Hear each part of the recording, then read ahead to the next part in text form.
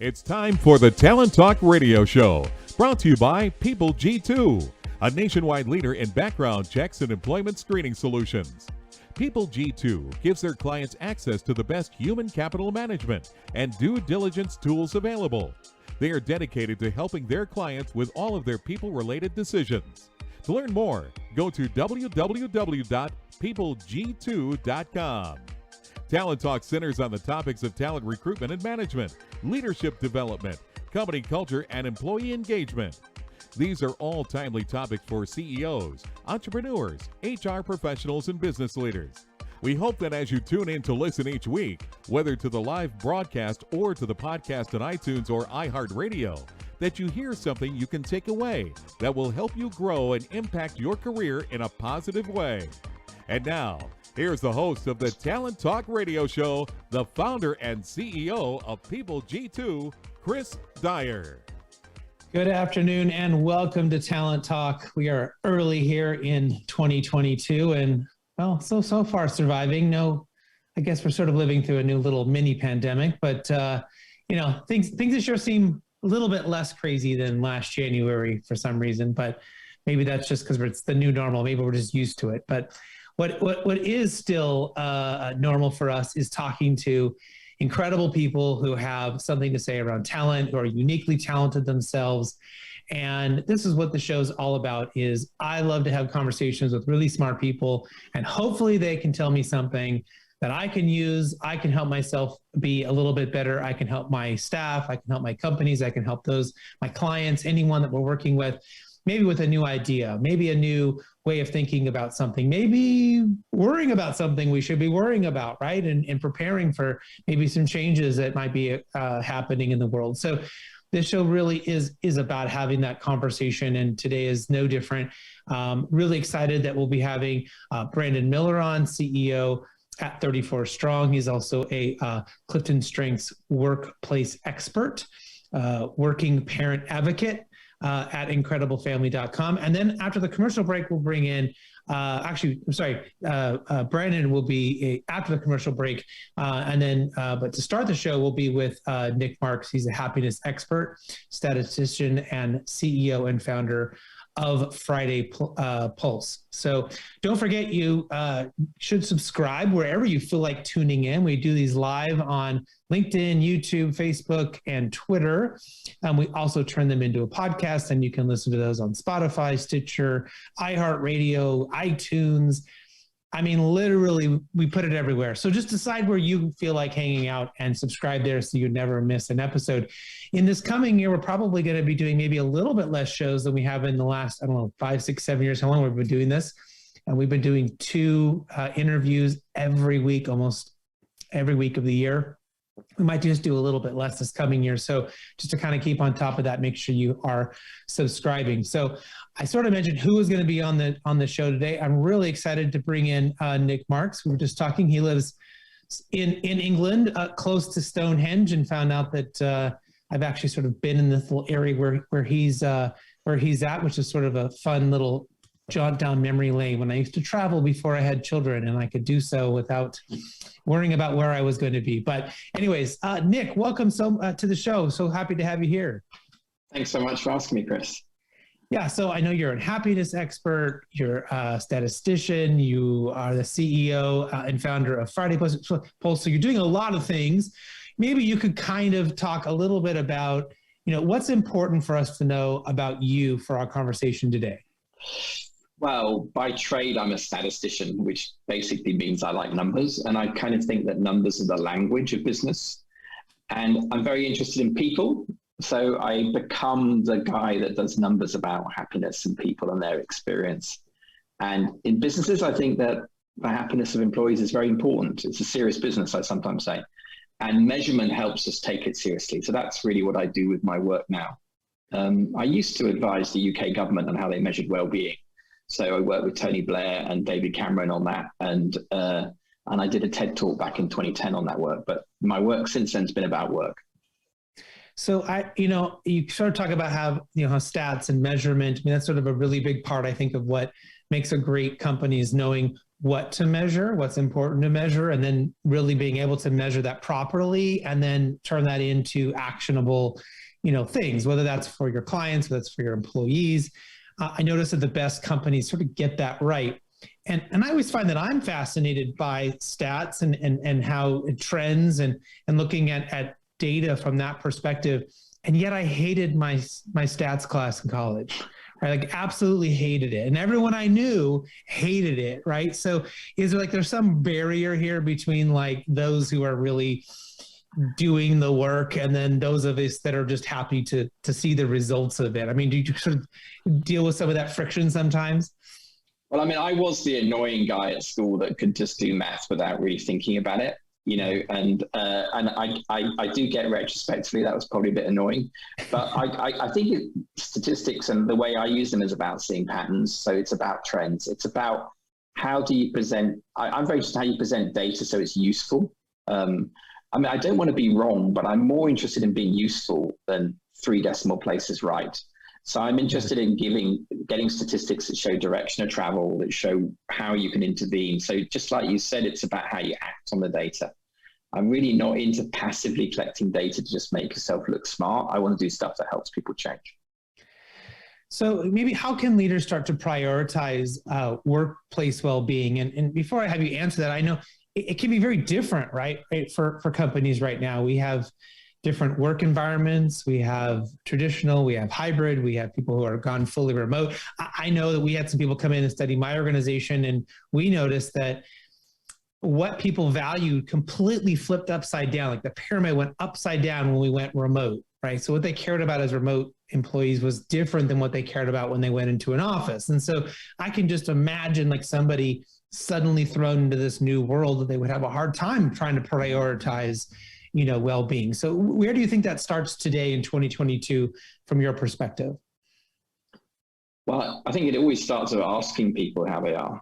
I mean, you can do that informally just by having conversations with people, but statistically, the way we do that is we ask people questions repeatedly so that we get a trend and use the same question. So I'm very interested in the question, how happy were you at work this week? And if you ask repeatedly each week, you then get the changes. If you just ask once a year, right, you can do some diagnosis, but you don't really get it. So I'm very interested in asking very little, very often, because then that acts like an early warning system. Like if you see a team struggling, quickly, and you can intervene rather than, oh my God, yeah, that team were really unhappy. Yeah, they mainly left. That doesn't really help you. If you get the data in real time or near real time, you can do it. So that's the way I lean with measurement, is towards light and often. We've had lots of people talk about on this show that sometimes employees don't know what they want, or they don't know, sort of answering questions in a bubble, right? And so there's this element between where I think it was Henry Ford that famously said, if I asked people what they wanted, they would have said a faster horse or something along that lines, or they didn't know they could have a car. They didn't know that they could go to something bigger and better. So where does that sit, right? I mean, we can ask people, are you happy? And they might say yes, and they don't know they could be happier, or they might say they're not happy, but they have no idea that they're, someone down the street is literally miserable. They have a great thing going. So, how do we deal with that element of it? So the way that you statistically try and get to sort of solid ground is not ask people about their future perception about things. We're really bad predictors of how we'd be in the future. So if you ask a question, which people do, like employee net promoter score, if you were talking to somebody, would you recommend this company? You've got a lot of ifs in there. You've got to imagine yourself in a future scenario. You've got to think about what you would say. Would you recommend them? So you've lost touch with reality straight away. So I always ask, how have you felt this week? It's a reflective moment on the past 5 days. So it's much more solid. And yes, with happiness, we can compare ourselves to other people. But if you're asking regularly, we tend to compare ourselves to ourselves in the past. And so then you get more reliable data. There's always some what you could call error in the measurement, in the culture effects, personality effects, and things like that. Right. But if you've got the same people going through time, you're reducing that error quite a lot. Yeah, and you should have, you might have people that are overly happy, and you might have people that are overly critical. I mean, that should sort of wash out, especially I mean, if you're not surveying a 2-person company, that should should have regulated itself out a little bit. But you know, one of the things that I noticed that when we went fully remote, that people started to care a little bit more about professional satisfaction, and a little bit less about personal connection. So they still wanted, you know, the social interaction. They still wanted to have the relationship with their coworkers, but it came less about, I don't have the person sitting next to me in the cubicle farm that I need to be. That's my work friend, right? We don't go walking or out to lunch with a group of people, right? So I'm just sort of thinking about those people who are sort of dealing with remote work. The relationships and the dynamics start to change. So how do we make sure that they continue to matter? Well, I think you're spot on. So if I look at indicators, then things like team relationships, friendships at work have dropped in scores. I measure those variables sometimes, and that has happened. And we have seen sometimes some increases in personal productivity. It does depend on burnout, depends on all sorts of things. And I'm sure you're aware, it's just huge variability about people's experience of the pandemic. You know, some people like me who are married and have no young children at home, and I happen to like my wife as well as live with her, it's been quite easy, yeah? But if you know, some of my team had young children, they were homeschooling, some were in an apartment on their own, so they just got socially isolated. There's been a huge variability in experience. But yeah, we have seen team relationships under pressure, and for a short amount of time, maybe 9 months, 1 year, that's okay. We can sort of live on the social capital that we'd accrued before the pandemic. But we're now nearly 2 years into it, and that's quite depleted. And so actually restoring those relationships is actually a really critical thing to do in 2022, is think of relationships as part of work, because that's the cornerstone of people's teamwork. It's the collaboration, it's the creativity, it's the support we give each other when we get on well with each other. And if we've lost contact with others, then we tend to be in a silo and we tend to be working on our own. So I think that's one of the real dangers for 2022, that people just assume that all those social relationships are still there. They're not, they're depleted, they need restoration. We found that there was, I was going to sort of ask you about some maybe warning signs in staff well-being, but as it relates to what you were just saying, we noticed that there was groups of people were very different, right? And so someone living by themselves or living with one other person, they had different experiences, and really we needed to connect them to help each other, which was very different than they had kids at home or that kind of thing, or they were multi-generational, right? They might have had, some people brought their grandparents home or their parents back to live with them during the pandemic, and they just started quarantine in place. That seemed like a good idea until everyone was on the internet at the same time, you know, but those groups needed different things, and they had different warning signs, and they had different, needs and wanted to connect. But the two groups were very different. One was overworking, one was underworking. Yeah. Right. And so the warning signs were clear there. But now that we've sort of gone a bit, like you said, much longer, it's 2 years, what are some of the warning signs that you're starting to look at for people? So we've got, I think, almost a tsunami of burnout about to happen. People are just drained, and it's partly driven by the frustrations of COVID. It's partly driven by boredom in some ways, not necessarily at work, but in life, of everything being the same.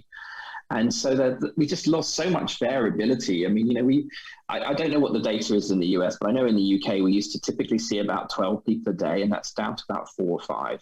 And that's a huge, huge difference. We're very social creatures, humans, and we're really missing that. So that's a big thing. So I think people are quite depleted. People talk about the Great Resignation coming. I don't know. We'll see. But I can understand that there's going to be the pressure to it, particularly now.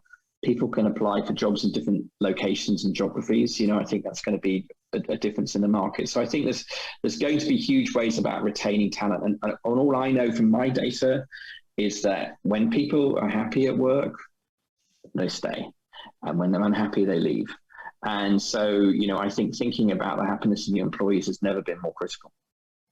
Yeah, I mean, the whole Great Resignation thing, it really should be retitled. I know that sounds really good, but we had 4.5 million people leave their job. That's one stat last month, but we also were at 4% unemployment. We're like the lowest, right? So stop working. They just changed jobs. And of course, they didn't change jobs during COVID. There was probably fear and anxiety. So everyone just sat and waited when they maybe would have changed jobs. All that sort of natural movement kind of got pent up. And then to your point, now that people are offering more opportunities and more jobs to work anywhere and you can work remote, you've now opened up that pool of potential jobs for people.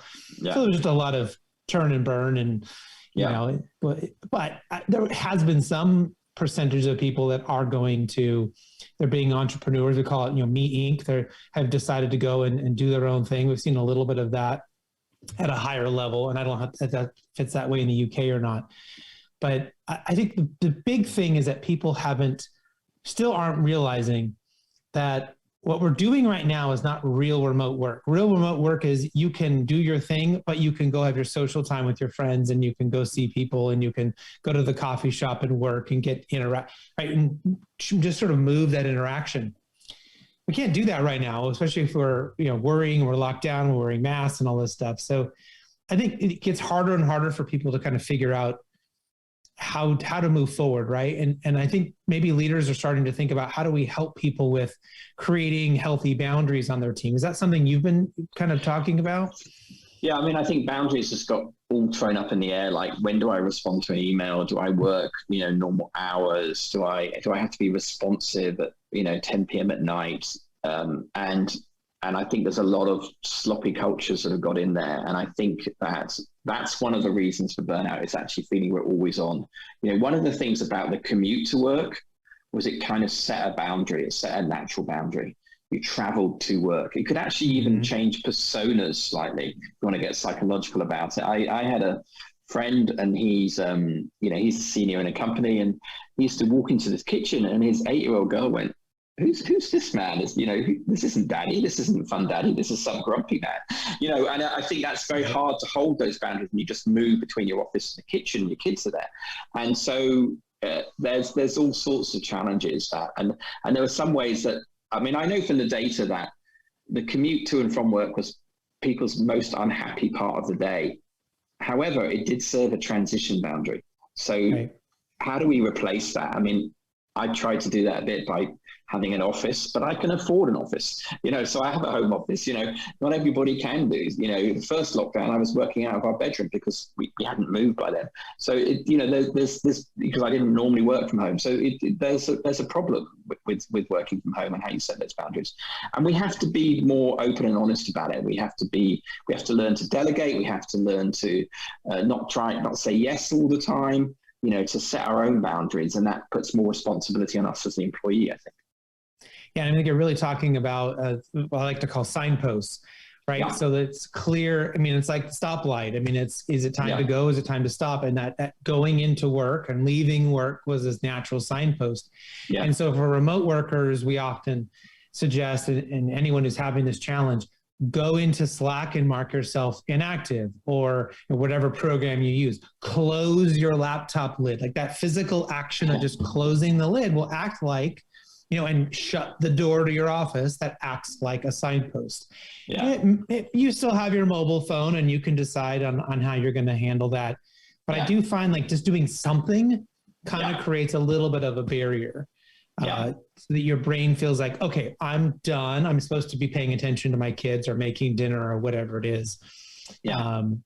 So, but if we don't recreate that stuff, it's like there's no start or stop. It's just sort of, we're always kind of working and always kind of not, and just, it's crazy. So easy to slip into that. And that's why I think it's a little harder on the individual, because you have to kind of make yourself set it.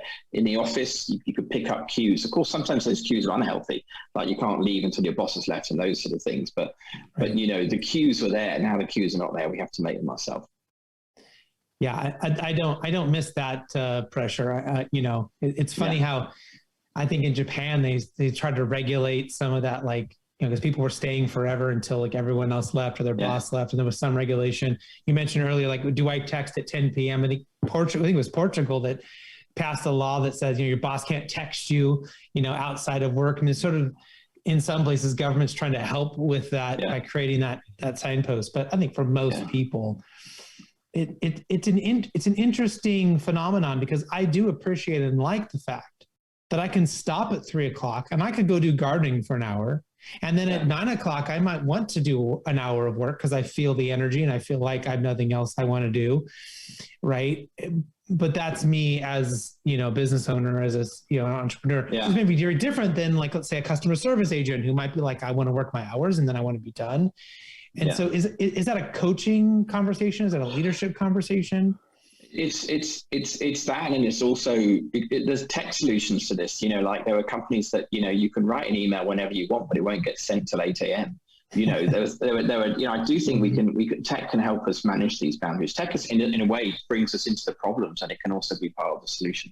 So I think that, and I do think that we're more shaped by our environments than we realize, so businesses, organizations do need to help people set boundaries. Otherwise, things will go pear-shaped over time. Yeah. And what about, I think we're talking about burnout. We're worried about people, overworking. At the same time, I think an important role that leaders play is maybe helping their staff stay challenged, helping their staff maybe, with the concept of mastery, I think Daniel Pink has talked about, right? Like learning something new, that your brain is sort of, working in a way to not get bored, to not like just sort of do the same things over and over and over again and never be challenged. So where does that play into the equation, do you think, especially right now with all that's going on? So I think boredom is actually not only a joy killer, it's a job killer. And in fact, from my stats, I know that people who are bored are 4 times as likely to leave than people who are stressed. It's because not only are they unhappy, but they've got the time to look for a new job. I mean, if you're brutal about it, and they're less creative, less innovative. So boredom is a real problem. And of course, the opposite of boredom is interest. And finding, challenge is a great way to stimulate interest, as long as it's done with care, as long as it isn't done brutally. Challenge is set, and as you talked about, I think you talked about guardrails or boundaries in people. But when we set people challenges, let's check in regularly so they're not going off in totally the wrong direction, and help people keep on the right sort of path, but allow for that creativity and innovation. So challenge is great, as Daniel Pink called it, in mastery. That's pretty much what it's about. It's how we learn, how we adapt. And people love challenge. Boredom is terrible for us. So, a bit of stretch, a bit of challenge, a bit of stress, even if I dare say, is good for us. When people are bored and disengaged, that's the worst. So what do you think is the most important thing if somebody only took one thing away from our conversation today and they wanted to be a little bit happier at work? What do you think that they should focus on tomorrow or later on today? Well, I mean, I'm going to say I think that you need to check it. If you need a team, I think you need to check in with your team regularly how they are. But don't let things fester. Don't let things get out of hand. Little and often is the most important thing. Big interventions for happiness, but well-being don't work. It's habits. It's good habits at a team level. So that's check in weekly, how people are, what's gone well for them, celebrate successes. We too often just go straight to the next challenge. We don't notice those micro successes. Thank each other. We're humans. We like being appreciated. Those are the main things, and don't let frustrations fester. And ultimately, that's what we do with my business, Friday Pulse. We create a system for people to check in with their teams, to thank each other, to notice successes each week. And that's why we call Friday, because we do every week. Well, how can people find out more about you? How can they find out more about Friday Pulse? What's the best way for them to do that? So me personally, I'm Nick Marks. I quirkily don't spell Nick with a K, so I'm N-I-C Marks. You can find me very easily if you Google that. I've got my own website. The business is Friday Pulse, fridaypulse.com. And if you want to do a little checkup about how happy you are at work, we've created a free tool, which is called Friday One, friday1.com. Takes 5 minutes, and it's a bit like one of those 16 personality tests, but for happiness at work. Well, fantastic. I really appreciate you being on the show today. I want to go check out your TED Talk. Yeah. 10 years ago now. 10 years ago. Yeah. I just got mine done. So I can't imagine. It took so long to finally, get in there. 10 years, that's yeah. It doesn't seem like that long you would be dealing with the Cameron. Was Cameron 10 years ago? Jeez. Cameron came to power in about 2009, 2008. Yeah. Yeah. Okay. So, yeah. You're right. Boy, time does fly. Yeah. Well, again, thanks so much for being on the show, Nick. Love to have you come back at some point, give us an update on all the cool things you're doing. Thanks so much, Chris. All right. We'll be right back after this quick commercial break, and we'll bring in my next guest, Brendan Miller.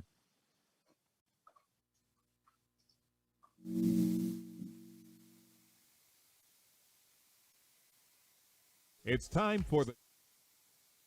Imagine buying a newspaper and discovering that the news you're reading is 6 months old. There isn't much that stays the same for 6 months. And the same thing goes for background checks. In a time when so much outdated information is being passed around, it's good to know that People G2 offers something different. At People G2, we provide today's intelligence, not yesterday's news. Our value-added approach offers you a fully FCRA-compliant solution that includes up-to-the-minute information. By combining industry-leading technology with old-school human investigation, People G2 is able to give you information that is accurate right now, delivered quickly to our online system, or integrated with your HR system. So ask yourself, are you comfortable working with old news, or are you ready for a different kind of background check company? Visit peopleg2.com or call 800-630-2880. That's 800-630-2880 or peopleg2.com.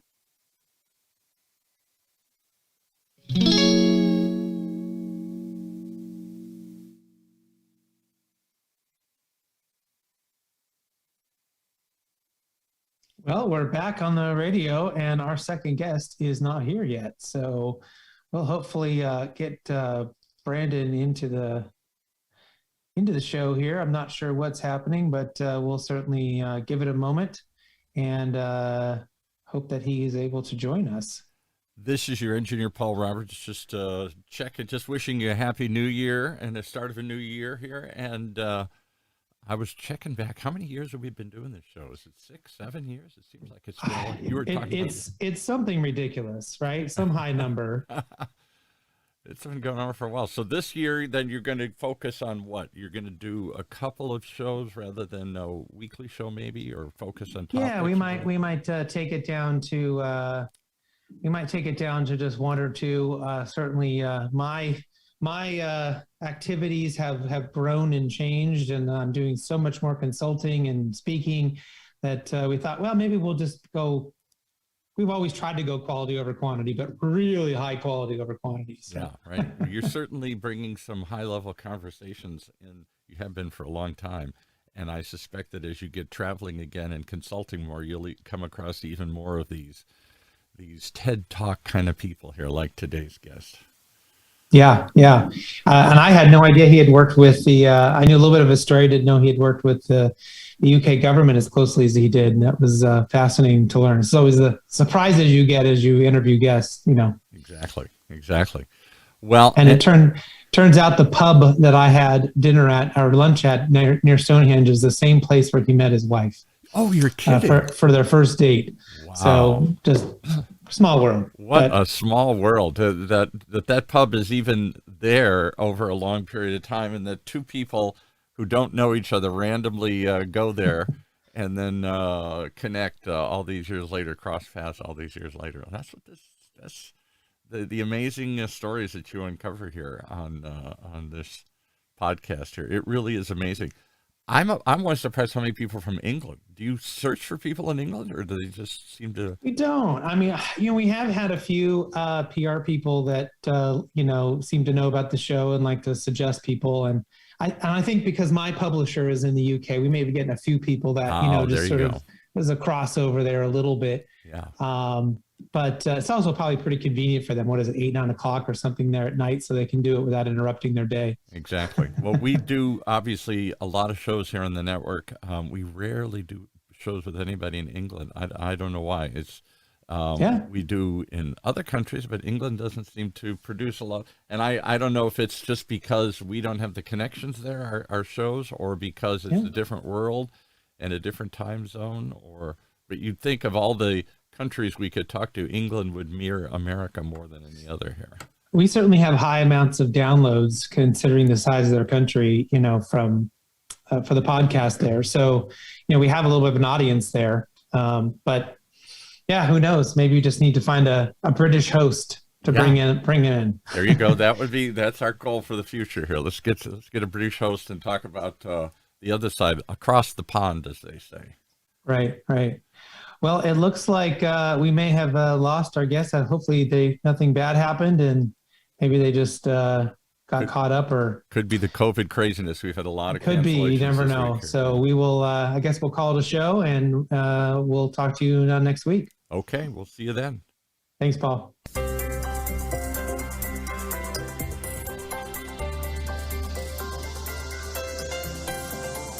You've been listening to Talent Talk Radio, brought to you by People G2.